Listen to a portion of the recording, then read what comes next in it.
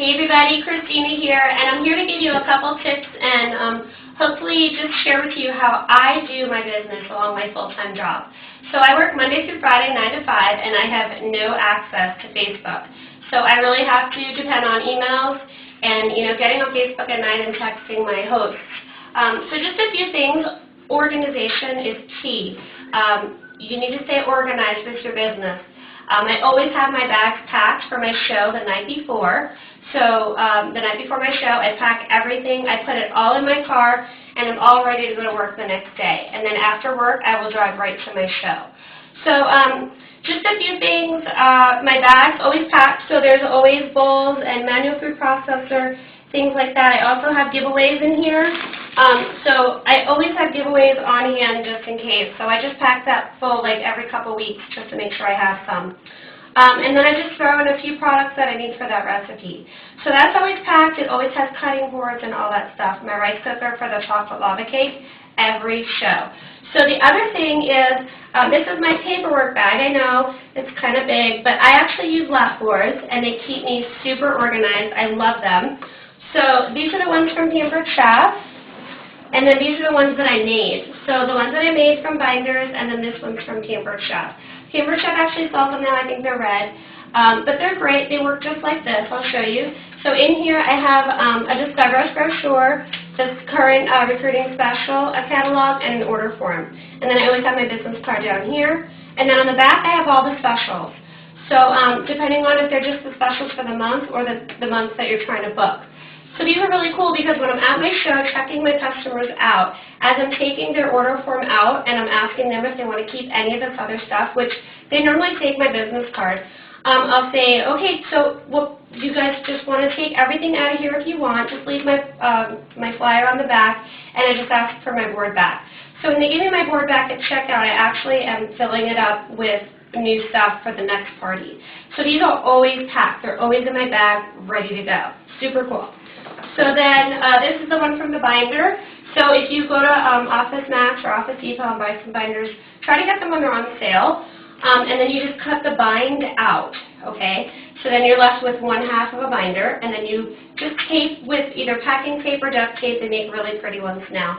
And put it on the side here, and it has the same information. And then I actually bought a little business card sticker and put that on there, and then stuck my business card down inside. So same thing. And they're actually a little bit lighter. So, okay, so this is always packed. I always have hose packets made up. I always have my slide here, and I always have the guest special with me. Always bring the guest special and maybe the host special for the next month. That's how you're going to get your bookings. I also book all of my shows at my shows pretty much. 95% of my shows are from other shows. So I always have my host packets. I always have a pack of mini catalogs. And when they book their show, I give them their stuff, and then I say to them, all I have to do now is mail you your labels for your mini catalogs to do your invites. So all I'm mailing is just a couple sheets of labels, which is really inexpensive. So it's all about being ready to book those shows. This is my Craftsman toolbox, and it's inside of our picnic tote. This is most of the time always packed too. I have a lot of doubles over the last 5 years. So it's always packed with, the basics, and then if I need a couple extra things for that recipe, I'll throw them in there.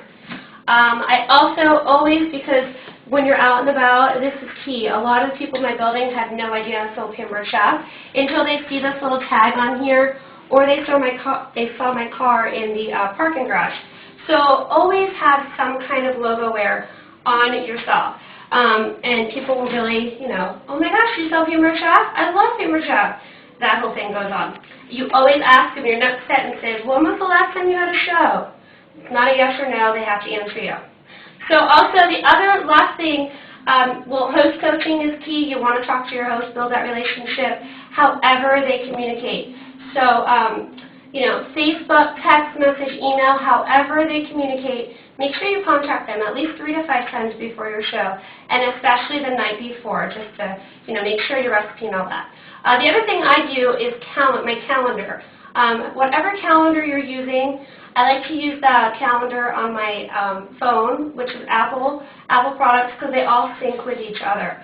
This is really cool. I also use Evernote because I create, like, Evernote, I can create their own little tab with the host name, and I write in there, you know, who they booked their party from, what recipe we're doing, and every time I call them, I just add to that note. Same thing with the calendar. I always have them in my calendar. You could create notes in there as well. So the other thing, just last thing, because, you know, I'm short on time, I like to be prepared with my hosts and ask them, you know, when we're going to talk next and when we're going to close out their show.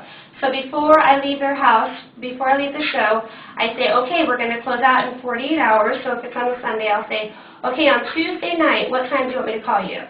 And I'll put them in my calendar right in front of them so they know I'm going to call them at 7 o'clock on Tuesday night to close out their party.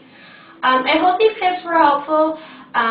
You know, if you have any questions, feel free to ask me, but this is how I run my Pampered Chef business alongside my full-time job.